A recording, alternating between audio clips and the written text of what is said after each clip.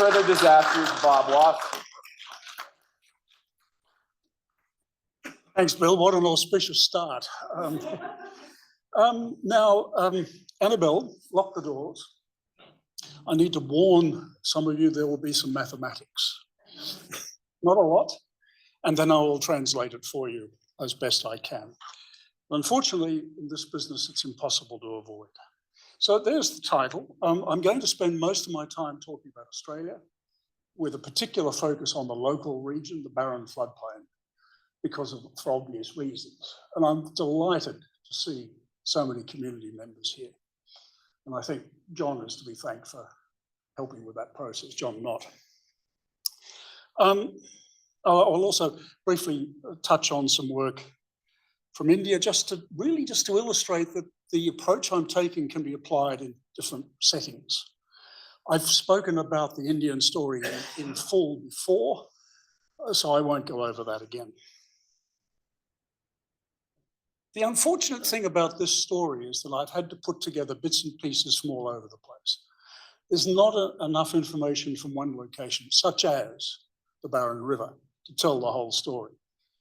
So I've had to take bits and pieces. And it indicates to me that the research in this field is rather scattered. It's not well coordinated. But I think, and I hope you will agree with me, that when you consider the bits as a whole, the pattern emerges, like that rather angry cat. So let's just think about our experience of ex-tropical cyclone Jasper. The map on the left-hand side of the screen is from the Regional Council, Cairns Regional Council mapping, modelling, I should say. And I'll be interested at a later time to hear what John Knott has to say about its accuracy. But the interesting thing about it is that it shows, however, probably fairly accurately, the region which was inundated by several meters in some instances.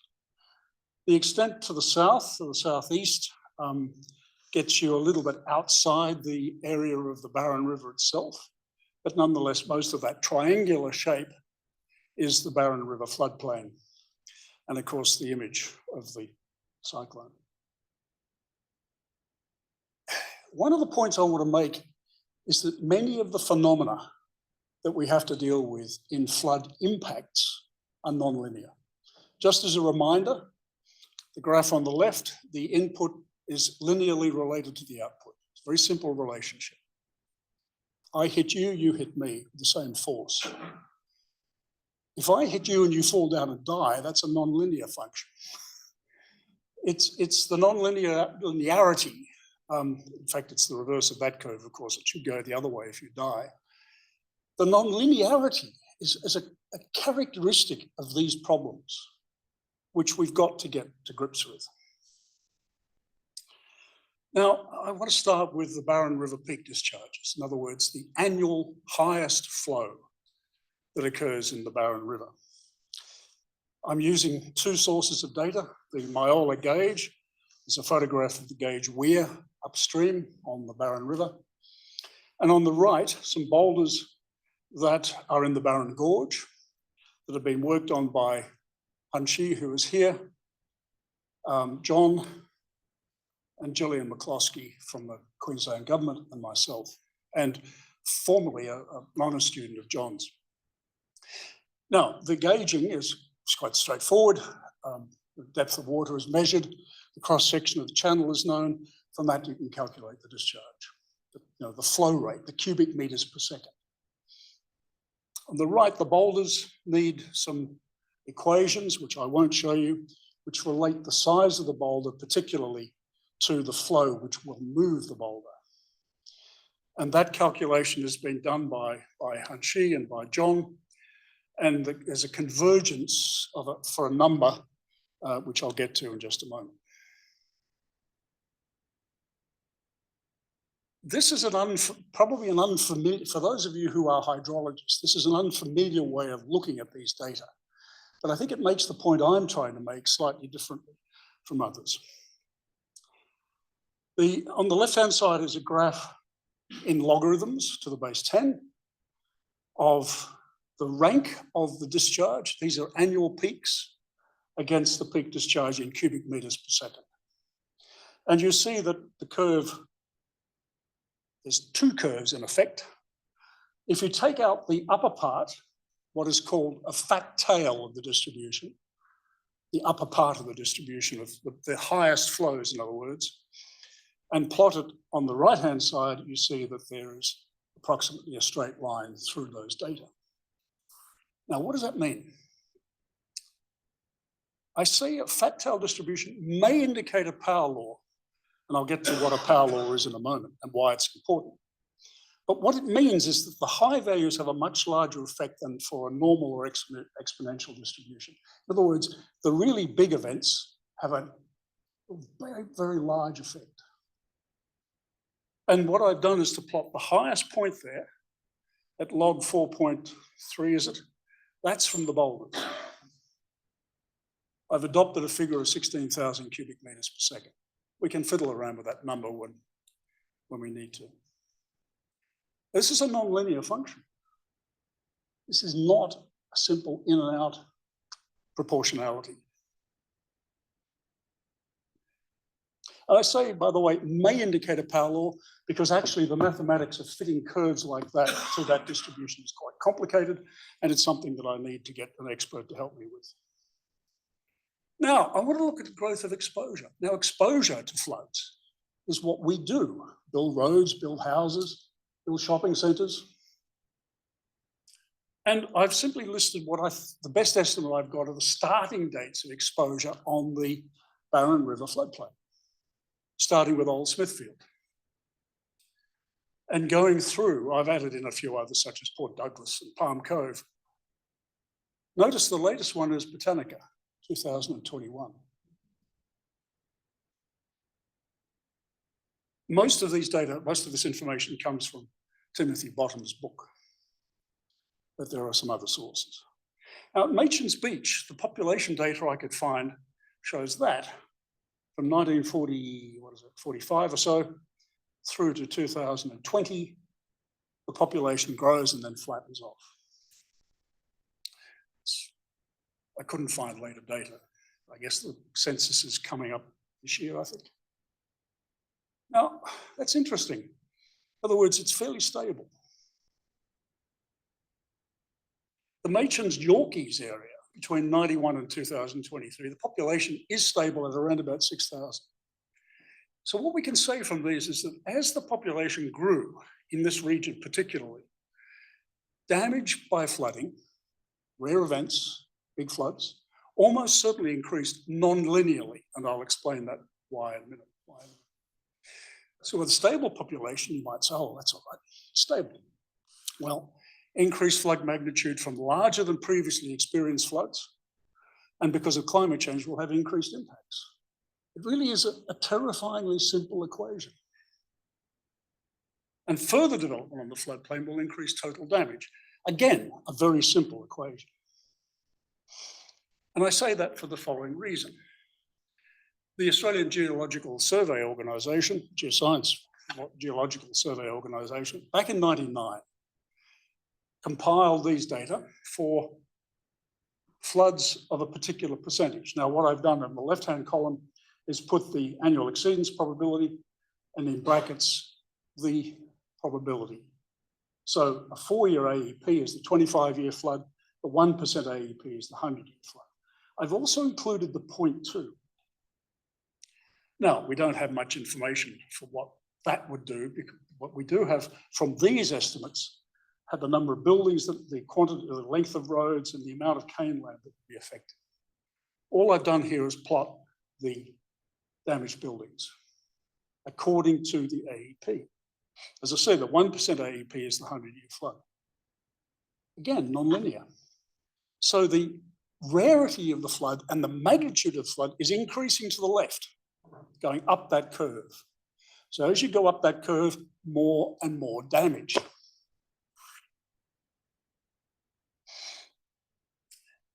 Now, that was a non-cascading analysis. In other words, it just took buildings or just took roads. It didn't connect these things. Now, as we know, during Jasper, there was connectivity. We couldn't get to the shops.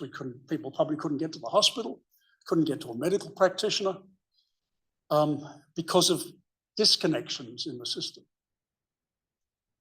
There's no formal analysis, but as I say, there were problems of access to food and healthcare.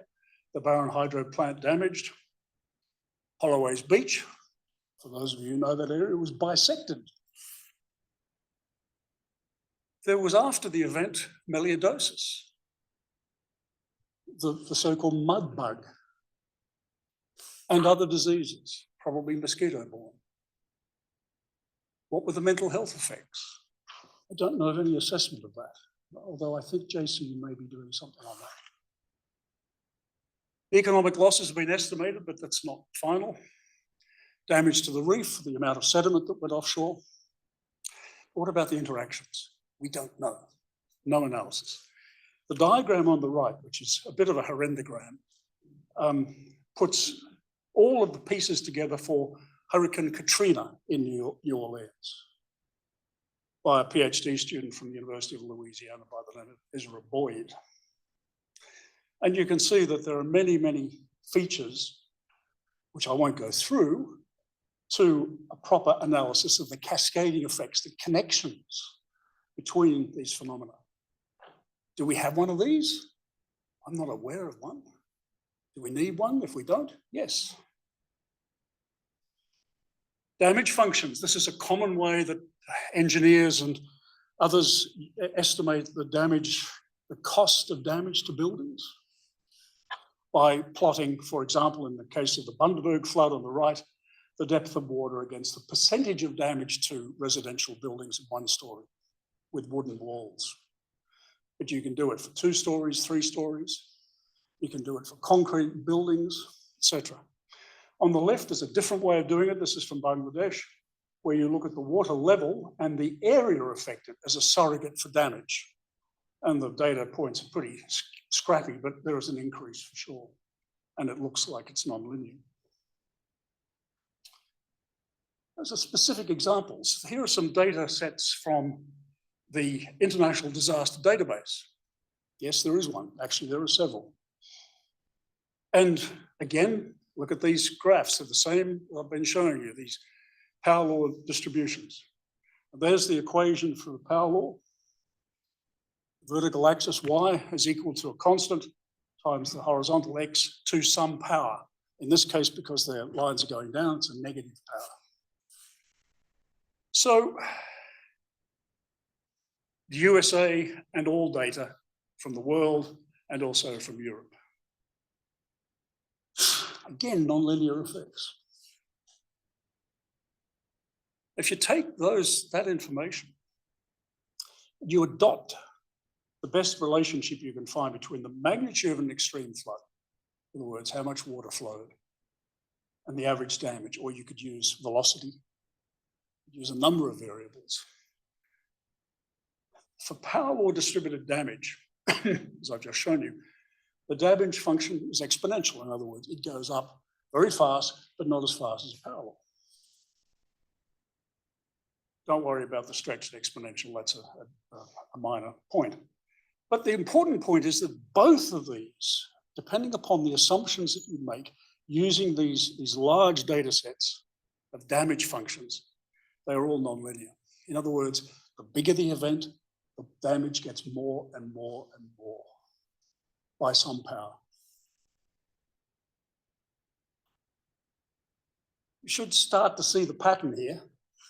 If you put more and more buildings in harm's way, you get more and more damage. But not just boom, boom, boom, but woof. It's a technical term. Now, also for New Orleans, the same PhD student plotted water depth against mortality. Fortunately, deaths in wealthy countries in floods are fairly minor.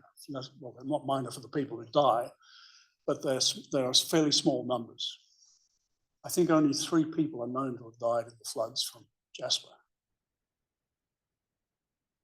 In poorer countries, that is not the case. The death rate is actually quite high. And you can see here the curve, the mortality goes up, and then flattens off. That the vertical axis is normalized in some way that I can't now remember. They claim that the best fit curve is the line.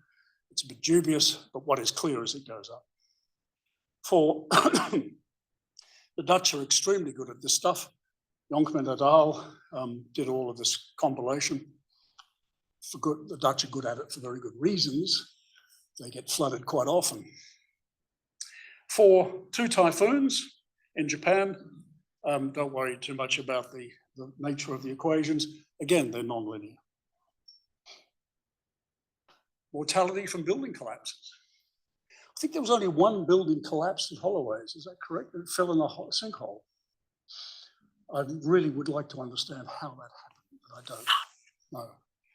Fortunately, we haven't had that sort of thing. The velocities of most of these floods have not been that high. But look at on the right-hand side, that extraordinary event in 23 in Libya, in Derna, when 2 reservoirs upstream burst and flooded the city, and they caused huge damage. As an example, again, from the Dutch compilation, very scattered data, mortality against the fraction of buildings collapsed. There's very little data on this, very little.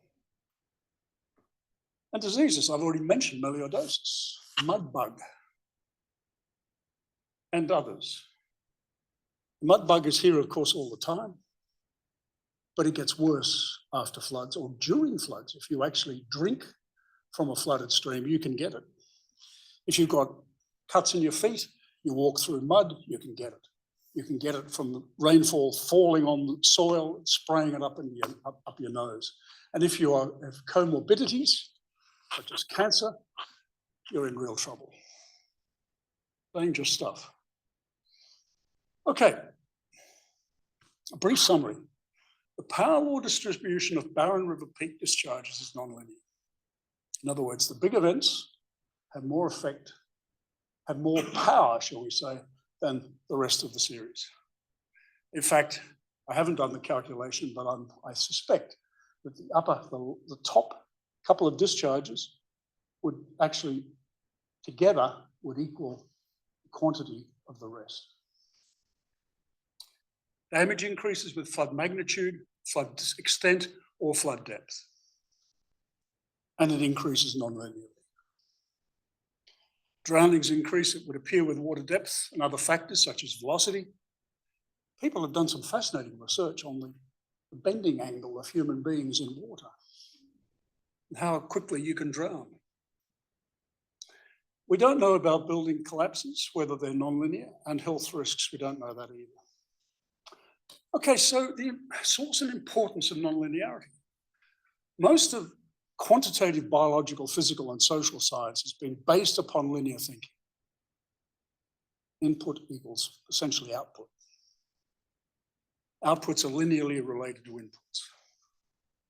But in most systems of nature and human nature relationships, they're known as complex systems. In other words, they have many interdependent dimensions. And they are almost always nonlinear in their behavior. Yet our analysis is often linear. Let's take, for example, in the Stern report on climate change. If you include a plausible nonlinearity in their modeling, the total average cost of climate change rises from 5 to 20%, at least 20% of global per capita consumption. And the nonlinear response in the economy to climate change is highly plausible. Also, nonlinearity makes causation difficult. Okay. In complex systems which have many parts, many component parts, power laws are almost everywhere. I've just given a few examples. They occur in human systems as well, in the economy, in the size of cities, Zipf's law, in the number of words that we use in different languages. They occur in those as well. All complex systems have these features. And you can see, again, these ubiquitous power laws. So, complex systems are composed of large numbers of interacting components. that are prone to disruptive dynamics. In other words, they change. A small perturbation produces a huge response, which you don't anticipate because you're thinking linearly. Small changes can generate large amplified effects. That's what I just said. Same occurs in ecosystems, of course. And of course, nonlinearity is important and power laws are almost ubiquitous. Now I'm going to go on to another topic to try to explain some of this. Please bear with me. Lock the doors. Percolation theory. This is not about how you make coffee, although it sort of applies. Percolation theory describes the behavior of a network of nodes and links. In other words, think about suburbs. Think about Holloways, Machins, Yorkies as nodes. Smithfield is another node. And think about the links between them, the roads. That network of nodes and links can be perturbed and was perturbed during Jasper. Mainly through, I guess, through transport problems. Now, there's a critical fraction of addition to this network, to any network, I should say. The network of small, disconnected clusters merge into significantly larger connected clusters. And there's actually a wonderful term in this area of research called giants, where the clusters get so big and the connections get so big, you have a giant. That's essentially what you've got in Brisbane. There's a giant cluster, or sorry, a giant network. And cascading disasters become more common with nonlinear growth through such a network. As the network gets bigger and bigger, you get more and more perturbations going through the links to the nodes and disturbing them and so on and so forth. It's a bit like dominoes. So, this is an insight that I've developed, and others, of course, from thinking about this location and the wisdom or otherwise of continuing to develop on the Barron floodplain. This is the current mitigation measures in Australia. The elephant in the room, of course, is floodplain zoning, which has not really been done very well at all or anywhere. This is Mackay. Doesn't look like floodplain zoning is particularly relevant there. So how have we gone? Have we, by using these methods, have we actually reduced flood damage? Well, we can say in a qualitative statement, more development equals more damage from the same magnitude flood. And we can look at growth, major floods, tangible, that is marketable costs in Brisbane. The Bureau of Meteorology flood levels on the left, population growth and major floods in Brisbane from the early days. You can see that it's quite a rapid increase. At the top are the estimates of costs from floods, from the major floods. What I've done in the brackets is calculate them to 2024 values using a deflator. But that tells you it's increasing, as you'd expect as the population, etc., goes up. But it doesn't really tell you whether what has been done that might have an effect. So there's a thing called normalization, where you normalize damage by looking at change in dwellings, numbers, size, value, building code adjustments in tropical cyclone areas, wind adjustments. And you can see I've got a few examples there. And so what you do is you normalize to a later date, a date after the event. So the Tracy event in Darwin goes from 200 to 5,042 millions of AUD. So that tells you that something's happening. It doesn't tell you much. Here's another example from some work done by the Macquarie University disaster group, or risk group. This is for all meteorological hazards in Australia combined. The top graph shows the original losses, the losses in that year, and there's an increase, broadly speaking. But if you then normalize it, well, these are insured losses, by the way. If you normalize it using location, dwelling numbers, and value, wind code adjustments, the bottom graph, there's no trend. And it is for floods for Australia. There's no trend. In other words, if you normalize these data by the changes of policy, dwelling numbers, etc., you can't see any effect of climate change. You can't see any effect of mitigation. Now, there will be local effects of mitigation. Somebody builds a wall, a levee, that will have a local effect. But in aggregate, there is no effect. In other words, as a society, we have completely failed to mitigate floods. We're not alone, by the way. Worldwide, that is true. So these authors who've studied these data much more carefully than me conclude the pattern is the result of where and how we live with more people in vulnerable areas. Might I say, like most of the people in this room. And there's the flood losses normalised in 2022. Guess what? One of those damn graphs. The percolation theory suggests that this is a result of increased connectivity through time between nodes in a human network. This is for all of Australia. Now, this percolation theory business, should have to lock that door. This business is like a phase transition. So you remember, you go from water to ice at a particular temperature. That's a phase transition.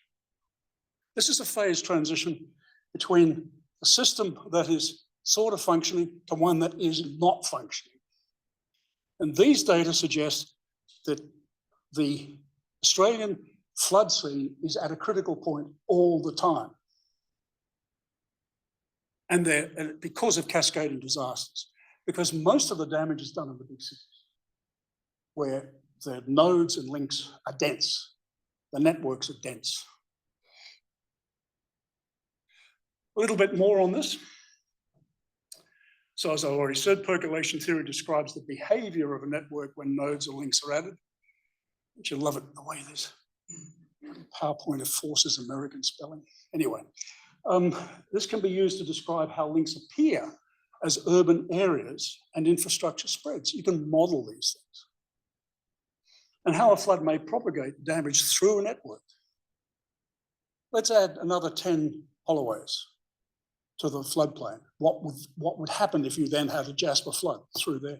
You could model that. You could estimate what it would do. I would suggest to you it would not be pretty.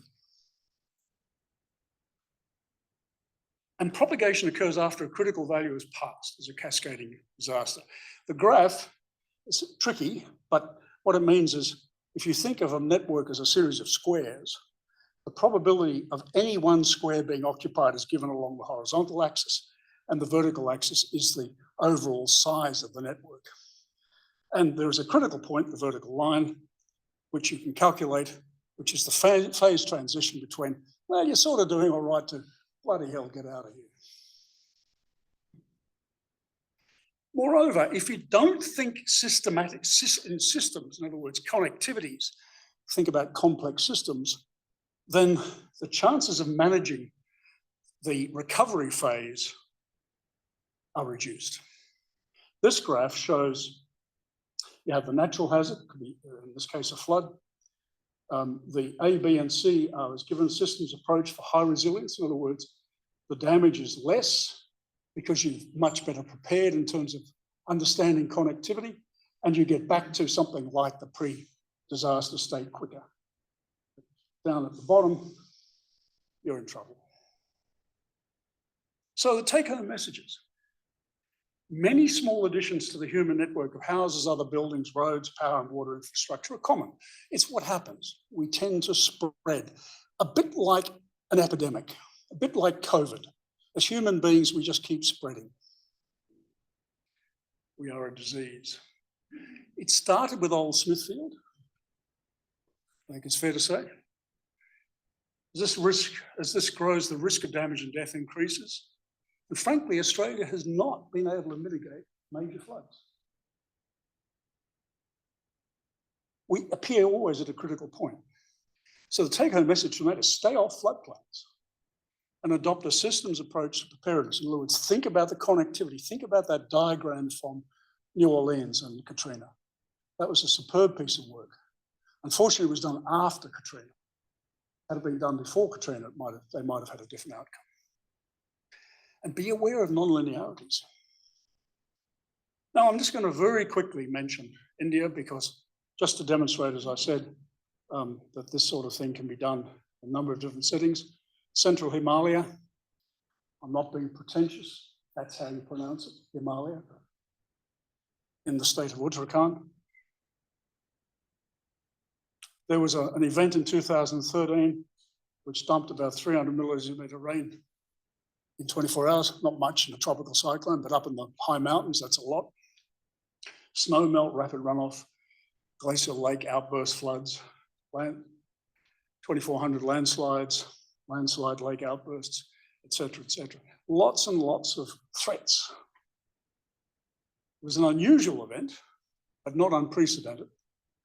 There was the red thing is an early monsoon burst into the mountains, and the blue line to the top of that in the upper left-hand corner was a cold blast out of the Arctic, which met the monsoon and destabilized the atmosphere. That's what it looks like after the event up in the high mountains. You can see the amount of sediment that's moved. Down the lower left, Kedarnath, an extremely important Hindu temple site. There it is looking from the top down, and look at the loss of soil, etc., on the hill slopes. And there's the temple with the high mountains in the background and some of the debris. Downstream, it was devastating. Whole villages disappeared. Agricultural land went, a huge amount of damage. And this is the point, this is the slide that I want to focus on. This is what it's like I'm talking about for the Barron. Many smallish changes. Decreasing agricultural productivity after exclusion of peasants from forests under the British Raj forced people into other livelihoods. They then, a lot of them left, or some became reliant on seasonal tourism. And the tourists were on the roads. They were forced to live by the roads, which are by the rivers. In many cases, at the base of steep hill slopes. Increasing population as well after the initial depopulation. Construction was either illegal or unwise. Poor quality of buildings, unenforced building codes, and environmental laws. At Kedarnath, the pilgrim site, the temple site, there was increased development there, right in the path of the disastrous floods. The next couple I find particularly interesting. Local knowledge, the people who lived in the region were ignored. They knew a lot about disasters in the past. And we spoke to old people in villages and they knew a hell of a lot about this stuff. But they were ignored. Oh, it couldn't happen again. How many times have you heard the word unprecedented on the television after a flood or after a cyclone? No. John Knott, who has lived for thousands of years watching cyclones, has been looking at cyclone deposits for thousands of years, knows otherwise, because he uses a record that gives you that, and you can say to a politician, bullshit, these things are not unprecedented. It's convenient for them. Sidelining of local knowledge increased reliance on outside resources. It took 3 days for India's got a really good system of disaster relief. It took them 3 days to even get into the mountains because of the problems of the floods. So there were people dying on hill slopes from exposure and being eaten by wild animals, while they were dead, hopefully, before any rescue people got there. And for Hindus in this region, the last one is really important. People felt as if their their main religious sites had been vandalised by hydroelectric development, and that this was a cause for concern. There's the temple site in 1882. There's the pilgrim numbers jumping up, then went down after the flood. But I want to go back to this one. Really worries me a hell of a lot more than the rest of it. I only recently rediscovered this. It was in a paper that I actually was the first author on, but I've forgotten about it. Sure. That this is normalized. Remember the normalizing process. Normalizing all India economic flood loss data shows an increasing trend, not no trend. Australian data shows no trend. What that says is that our mitigation efforts haven't done much at all, except at a few locally, presumably. But this one shows, despite thousands, and I kid you not, thousands of kilometres of flood embankments, flood diversions, all sorts of things. Sure, you're familiar with this. It's actually, it's not getting better, it's getting worse. Now, why we should all love geomorphology? Because it tells you where not to be. In part, high mountains, very dangerous places. But local people have been living there for thousands of years, literally, and they've worked out how to do it. Non-locals come in and ignore the local wisdom. Remember the story of Gundagai on the Murrumbidgee, when the first whitefellas went there and they built houses on the floodplain. The Aboriginal people said, don't do that. You'll get washed away.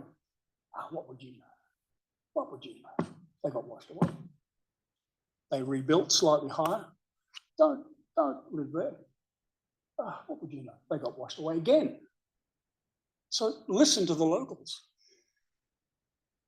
High mountains and floodplains are riskscapes. Does anybody remember 1974? Yes, I'm old enough. That Al Grasby, the then Minister for Immigration in Brisbane, after the floods of 74, John, made the famous statement, floodplains are for flooding on.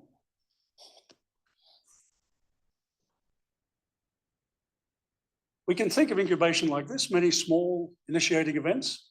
They don't seem to be particularly important. They're random. You know, Holloway's is little, Meechan's Beach is little, Yorkeys is little. Well, what the hell? Another old people's home in harm's way. Well, at least it's not like it is in Alice Springs, where the old people's home is next to the crematorium. I kid you not. It's called vertical integration. It's very efficient. You sit there watching the crematorium, So if this is not checked, it can lead to a crisis. It's a kind of tipping point. And here's a little graphic. We need an analysis of it now, the possibilities for the future, not just after a disaster. And I think there's one more matter. Policy analysts, policy writers, people who create policy, be they at local government or federal government, think linearly. But they're dealing with complex systems. And they're non-linear. And they are disruptive. And they are surprising. And they're difficult. But unless we get our heads around that, we're going to keep making huge mistakes. It's not just a matter of saying, leave the floodplain as it is. It's a matter of saying, if you're going to do something, think about the connectivity through the network that you are generating, or even the network that is there now. How can that be improved? Thank you very much.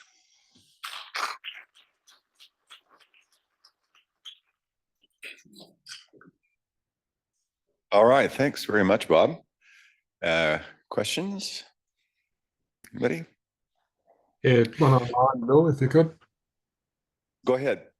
Yeah, thanks, No. Bob. That was a great and interesting talk.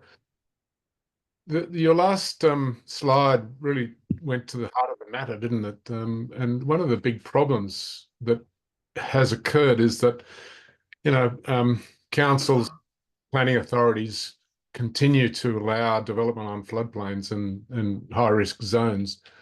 But it becomes a self-fulfilling prophecy in a way, in that once they've approved those at some stage in the past, it's really difficult to reverse those policies because the land values are reduced, the insurance rates go up, and all those sorts of things. And we've seen it in Darwin. I remember in Darwin it being a fairly common occurrence for flood zone and storm surge maps to just disappear from the government websites and authorities. How do you think you can overcome that? Because it's become an enormous problem. Noel, you did right. I remember in Sydney, after a big flood on the Hawkesbury Nepean system, the 100-year flood maps disappeared just before an election. Interesting. I'll give you one idea, and I hope other people have got others. Insurance. It's probably the only way of breaking this cycle, through insurance. In other words, insurance companies, they're starting to do it. So we're not going to insure you if you go there. And in fact, you will become uninsurable. The value of your property plunges to zero effectively because you can't sell it, or you sell it at a huge discount. I think that's the only way. It's interesting, and Bill, you may or may not know about this, but the US used to have and may still have a system whereby if you chose to live in a floodplain, you had to take out very expensive flood insurance. You had no choice. That was part of the process of getting approval to build. Well, a lot of people aren't taking out insurance, and in fact, flood insurance in Australia is tricky, as many of you unhappily probably know. And so I think cleaning up that and also making it mandatory for any new developments in such a place as the Barron floodplain, requiring insurance might be the way forward. Other questions?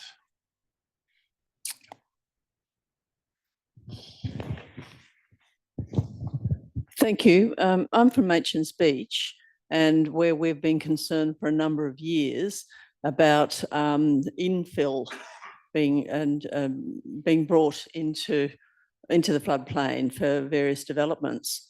And the response we get from council is that, you know, this is only minimal and it's not going to make any difference at all. But the reality is that every sort of square metre of sand or fill that's brought in is diverting the water in some other direction. And so we saw with Jasper that people, and we'd been predicting it and telling council this for years and years and years, people were flooded who had never flooded previously because the water was just coming from a different direction because it had been diverted. We don't seem to be able to influence council, and it really is a critical situation. I can imagine. I mean, I can't speak from the sort of experience that you had, and maybe John could comment on that later, but I'm not surprised to hear what you say. I can speak from experience of levee construction along rivers. That, for example, you build a levee and you don't, and it stops at some point. The water then goes around the edge and does a hell of a lot of damage where it comes roaring through. Or it breaches, and that is even more damaging. So diversion of water, diversion of flood water can be a serious problem. I don't know if this is the case, but is the fill compacted? Because if it's not compacted, it could get washed away. Some of it is compacted and some of it is dust. Okay. John, do you have any thoughts? Yeah, I've tried to look at this, and John, sorry, can you use the mic for online? I've tried to look at this, and first of all, I mapped the flood, you know, down to street level, house level, and then I ran the models for the flood. And the thing that came out was that the flood heights were the same between Machin's, Holloways and Yorkeys. So if any fill on the floodplain, the bunds around sand mines, et cetera, at Holloways, you know, it should have more localised effects on flood levels at various locations. But the fact that the flood levels were all the same height right across those three beachside suburbs suggests to me that at the moment, fill isn't having an effect. Doesn't mean that it won't have an effect. I'm absolutely sure it will have an effect in the future. But at the moment, well, for that Jasper flood, it didn't appear to have an effect. That was my conclusion from the moment from both the mapping and the modelling. I think the take-home message from what John has just said is that this modelling of the floods is actually essential. That you probably could have more traction with the council if you could show them the results of this sort of analysis. Would you agree, John? Oh, absolutely. And council is doing that, and Hanshi and I are part of that process. So we are having an input into that. So that's good. Whilst I've got the mic, can I make a comment too, Bob? You said before that that the increase in damage, etc., impacts from the flood, the non-linear increase, could be due to greater spatial extent of the flood, or increasing depth of flow, which probably then means increasing flow velocity? Yes. There are various functions. I only illustrated 2 examples, just to make the point about non-linearity. That was all I was trying to do. But you're right. I mean, some of these damage functions have got velocity in them. And that's particularly important for depth, because you fall in a fast-moving stream, you're gone. And the engineering of... I don't know why. Yeah, and the engineering of homes, because our homes aren't engineered to withstand water. Yes. They're engineered to withstand wind loading, but not water loading, That's a very but either from the sea or from the land. But I was just going to say, I have modelled the floods, right, going from the current flood that we've just had at 6,500 cumex, right up to the Boulder flood, the boulders in the gorge that we were talking about at around 16,000 cumex. I even went up to the PMF, which is a probable maximum flood of 23,000 cumex, which the Aquis team decided was going to be the PMF when the Aquis development was proposed for Yorkies. And the interesting thing was the area of the flood didn't increase that much. So the spatial extent of the flood didn't increase that much for the Barron floodplain, but the depth of flow increased dramatically. So the velocity would increase dramatically. And that's the hazard that we're going to face. That doesn't surprise me, John, because I mean, there are some confines to the edges of the floodplain. So yeah. Hunchy, do you want to comment on this at all? Okay.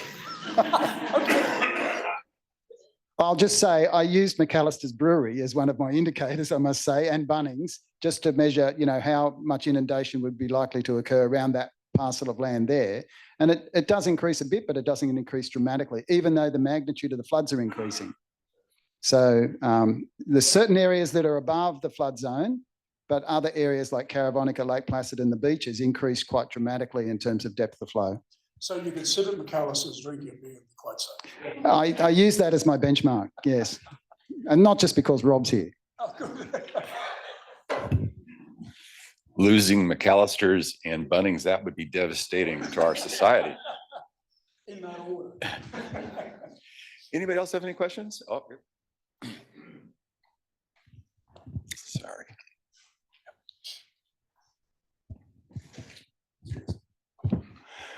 Yeah, hi, I'm Derek from Machin's Beach. Bob, thanks for your presentation today. I've got 2 questions. The first one is to the audience. Is there anyone here from Cairns Regional Council with us today?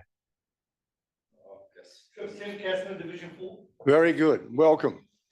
Very good to see that we have a councillor from the council. And oh, thank you very much. The other question is John looks at the big picture, which is fabulous, and hopefully that JCU, John, JCU and council will all work together to look at the big picture. But there's also the micro, the small detail, which is what I do tend to look at. And I can give you an example. That you mentioned that broken house in Oleander Street. Did you all see that photograph of that house that was broken in 2? Water flushed through there. Now, correct me if I'm wrong, but I understand it was actually water off the road that concentrated and flowed through that block and then eroded the stumps, and the house broke into two pieces and they demolished it and took it away.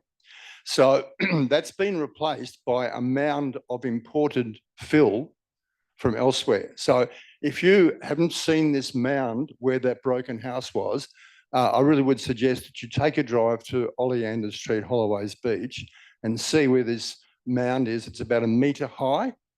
So I'm not too sure the hydrodynamics of what actually took place there to cause that house get broken down. But anyway, the net effect is if we get a flood event equal to or approaching Jasper, that the house that is built on top of that mound will be safe, but the neighbours are going to be very severely impacted because the water obviously that would have gone through that quasi drain or gone through under those stumps is going to go to affect the surrounding houses.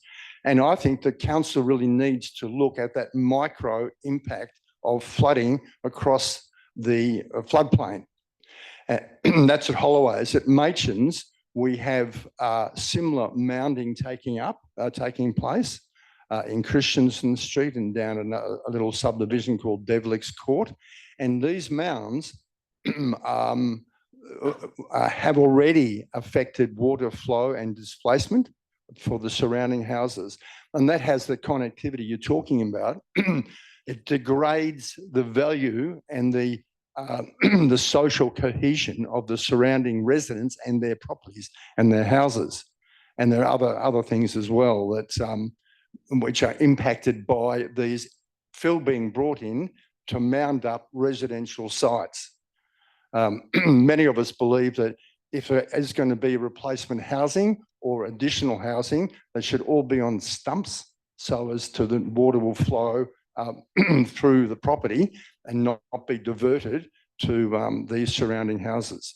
So is there any opportunity, any chance that someone at JCU, some maybe enthusiastic young, PhD student could, I'm sure there's many enthusiastic students at JCU, but are there any who'd be interested to look at the micro impacts that took place during Jasper and which may occur again should there be future floods and how it interacts with council policies? You got a question? Yeah. No, no, you don't. Okay. Well, you've got students, I don't.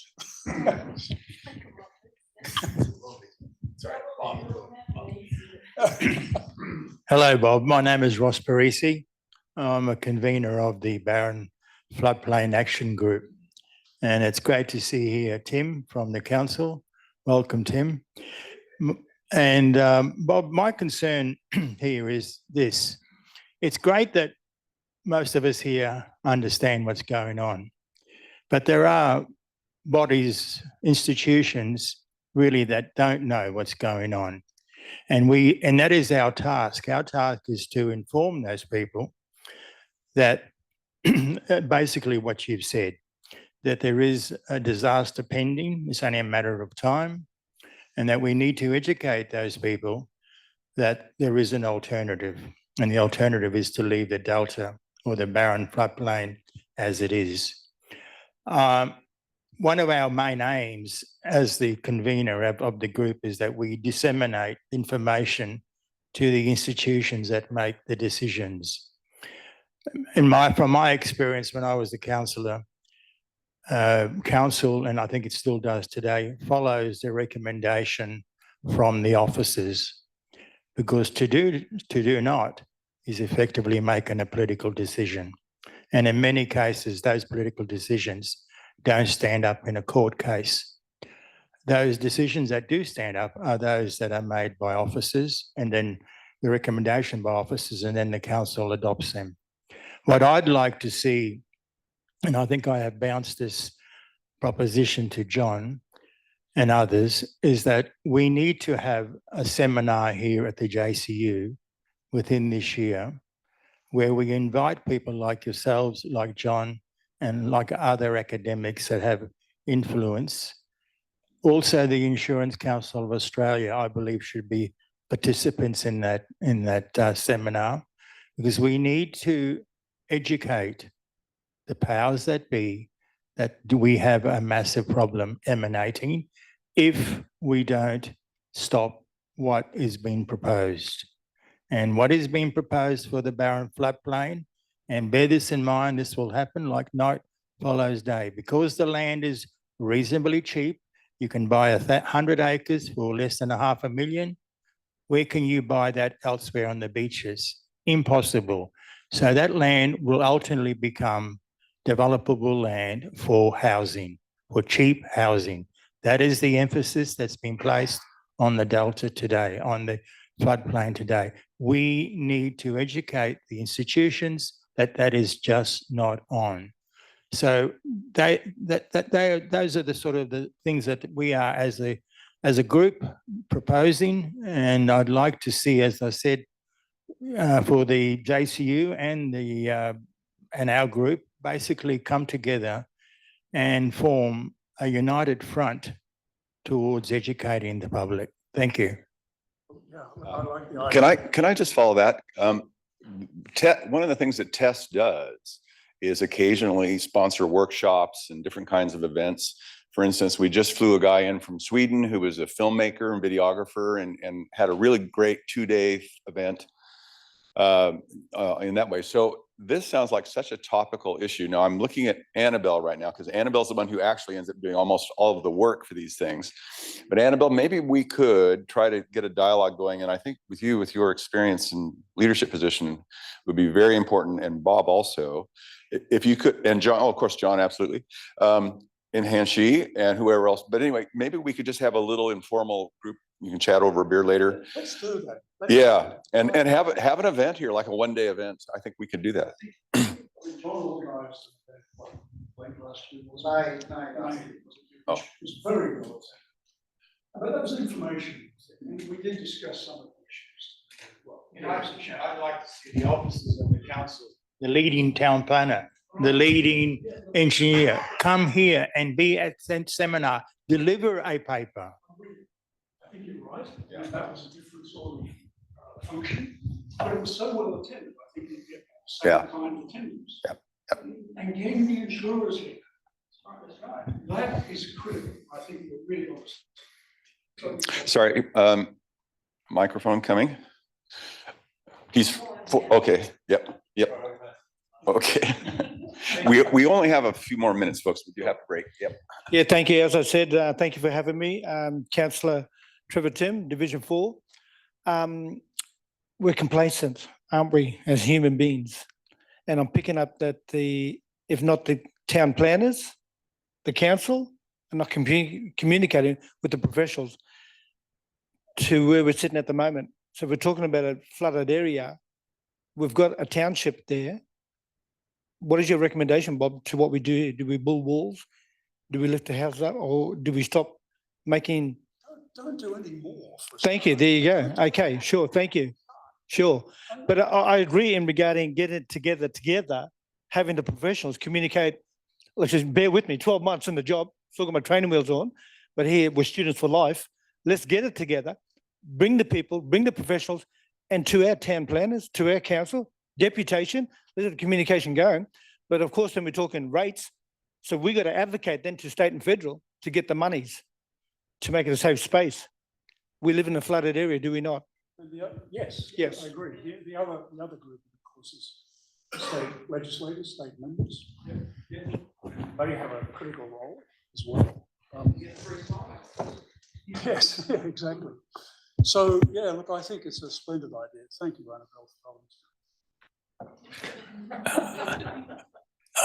There's one question or statement in regards to this insurance idea, because I just recently, let's say, fell victim to this as well, because I live in Myola and I live about 200 meters away from the Myola River gauge, and my insurance premium went up double, but I live about 50 meters above the river.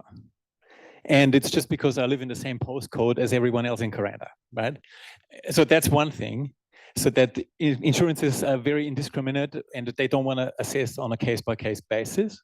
But the other thing I want to bring up is the housing crisis, because you may have followed the news maybe a week or two ago, when squatters in northern New South Wales were found and flooded and had to be evacuated, or out of properties that have been already bought back by the council/state, I'm not quite sure who, did these compensations, but that means the houses were vacated and the previous owners were already compensated. And then because of a shortage of houses, people still moved in them anyway. And so I'm just bringing this up because when people are desperate enough, they will look for anywhere to stay, and they would not probably care if they're insured or not either. Yeah, exactly. So there's got to be some alternative accommodation. I live at Trinity Beach. Our apartment is 15 meters above high tide. We can't get flood insurance. No. If we were you could watch Noah's Ark go past. Thank you. I'm Dimna Leonard. I also live at Machen's Beach. I just want to really follow on from that point, because we hear a lot of pressure, very, very conscious of the housing shortage, and council want to support development for more housing. I want to make the point that we need to protect the housing we've already got. Particularly low-cost housing at Machen's Beach and Holloway's Beach was the most badly impacted by the flood. We lost valuable housing. We can't afford to lose it. Very good point. That's the last question. Yeah. The council, I think before the last election, in Wales, double the size of the population. Yeah, and look at southern corridor. Yes. Okay. So sorry, guys, I'm just gonna, you need to be, otherwise people online won't hear. So you need to talk to me. Apologies. Oh, sorry, I was just confirming, yes. Yeah, build up, not out, is what you're saying, yes. So I do highly recommend, let's have your deputation. Let's have the professionals come to council, and let's present. Let's get the conversation going. So we start advocating, state and federal, get money for the, what is it, unprecedented. That's why that word, I'll break my jaw trying to pronounce it. That word, never ever happens. But yes, it does happen. Well, And we should learn by our own mistakes or observe these other events experience. as Exactly. Listen to the locals. Well, okay, yeah, last question, promise. So yeah, I hate to close things down early, but we do try to, we're actually going to lose the video.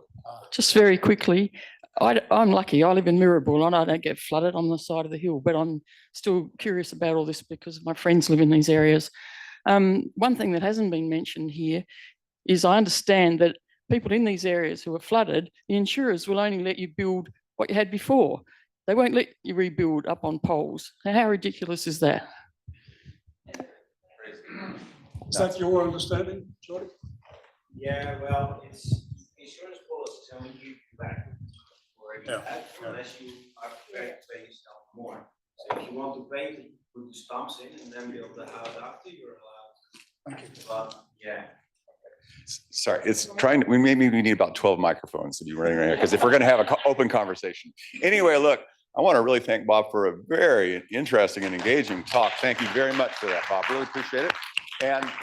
And insofar as we can say this for sure, I think, TESS, we would really like to work with you and to put together some kind of event with John, Hanshi, Bob, Annabelle, and everybody else, the council. We'd love to have